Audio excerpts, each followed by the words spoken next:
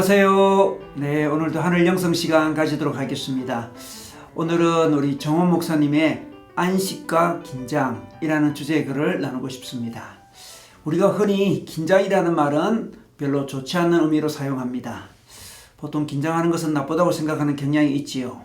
물론 어느 면에서는 그렇습니다. 예를 들어서 사랑의 대화를 나눠야 될 때, 부드럽게 다른 이들을 위로해야 될 때, 내가 긴장하고 있다면 별로 도움이 되지 않을 것입니다. 사랑이나 평화, 기쁨 등의 열매를 맺고 싶을 때 내가 지나치게 긴장되어 있다면 그러한 자유롭고 편안한 감정을 경험하기가 어려울 것입니다. 많은 내적인 열매들이 긴장을 풀고 안식하는 데에서 나옵니다. 안식을 배우고 훈련한 사람들은 자신이 평소에 경험할 수 없었던 내적인 열매나 자유함을 많이 경험하곤 합니다.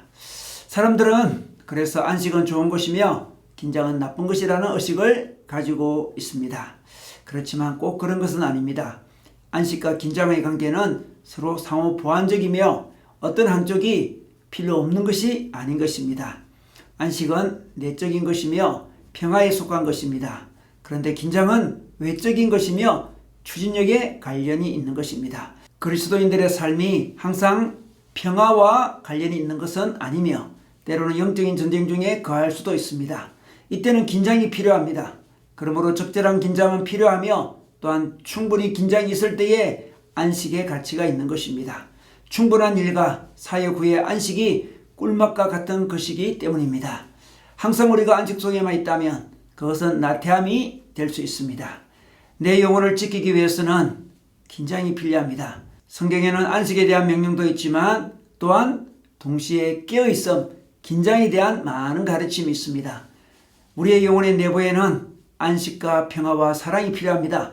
그러나 우리 영혼의 외부에는 긴장과 깨어있음과 능력이 필요합니다. 여기서 깨어있는 것과 긴장하고 있는 것과 능력이 많은 것은 서로 연관을 가지고 있는 것입니다. 주님께서 게세마네 동산에서 기도하시던 마지막 밤에 제자들에게 깨어서 기도해야 할 것을 말씀하였습니다. 그 밤은 안식해야 될 밤이 아니었으며 깨어서 긴장해서 전투를 해야 할 때였습니다.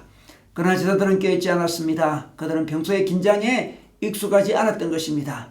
분명한 것은 성숙한 사역자는 안식할 때와 긴장할 때를 구분할 줄 알아야 한다는 것입니다. 어떤 이들은 늘 긴장이 되어 있습니다. 너무 긴장이 되어 있습니다. 그들은 긴장이 되어 있으므로 잘 웃지 않으며 아무것도 아닌 일에 툭하면 화를 냅니다. 그들은 여유가 안식이 부족합니다. 그러나 그들은 일을 열심히 합니다. 추진력이 강합니다. 그래서 유능하다는 말을 듣습니다. 비록 인간미가 조금 부족한 면이 있지만 그들은 유용하며 강건합니다. 그러나 안식을 잘 누리는 이들은 너무나 긴장이 부족합니다. 그들은 대체로 선한 사람들입니다. 그들은 마음이 착하다는 이야기를 많이 듣습니다. 그러나 그들은 긴장이 부족함으로 유용하지 않으며 일이 생겼을 때에 무엇을 해야 할지 모릅니다. 그들은 직장에서 상사들에게 야단을 많이 맞는데 그 이유는 그들이 평소에 긴장되어 있지 않기 때문입니다. 영적인 긴장은 곧 능력과 관계가 있습니다. 영적인 긴장 상태를 유지하고 있는 사람은 기도할 때도 집회할 때도 능력이 쉽게 임합니다. 그러나 긴장이 부족한 사람에게는 능력이 그냥 지나갑니다. 능력이 좀처럼 임하지 않습니다. 영적으로 긴장이 되어 있는 이들에게 외적인 은사와 권능이 잘 임합니다. 그러므로 그들은 강하고 담대하며 열정적입니다. 그러나 그들은 안식이 부족하므로 내면의 열매를 맺지는 못합니다. 그들은 강하지만 분노가 많고 공격적이며 이기적입니다. 반대로 영적인 안식이 많은 이들은 내면의 주님을 잘 경험합니다. 그들이 선하고 희생적인 것이 그 이유이라고 할 수 있습니다. 그러나 그들은 긴장이 부족하므로 능력과 힘을 잘 발휘하지 못할 때가 있습니다. 그래서 그들은 연약하며 눌리며 각종 무기력한 증상을 가지게 되는 것입니다. 사람에게 긴장과 안식이 동시에 필요하다는 것입니다. 긴장은 사람의 외적인 면이라면 안식은 사람의 내면적인 면인 것입니다. 내적인 변화를 위해서는 안식하면서 주님과 연합이 필요하며 외적인 사역을 위해서는 긴장과 열정이 필요한 것입니다.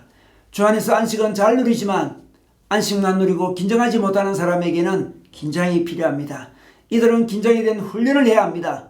주님의 일을 하기 위해서는 긴장이 필요하기 때문입니다.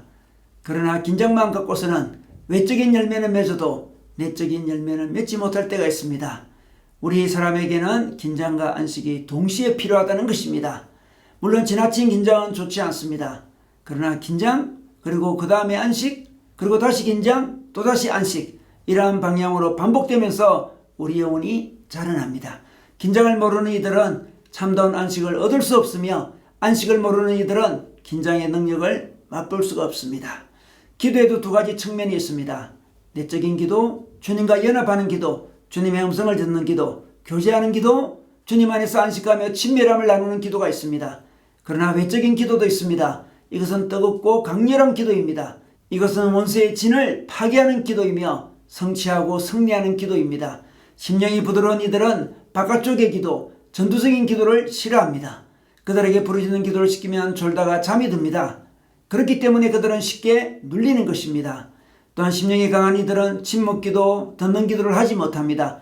항상 전투적으로 부르짖는 기도를 하는데 내적인 열매는 부족한 것입니다. 그러므로 그들은 자기 성질이 죽지 않습니다. 그래서 내적인 기도가 강한 사람은 반대로 강한 기도를 훈련해야 됩니다. 그래서 은사와 능력을 받아야 합니다.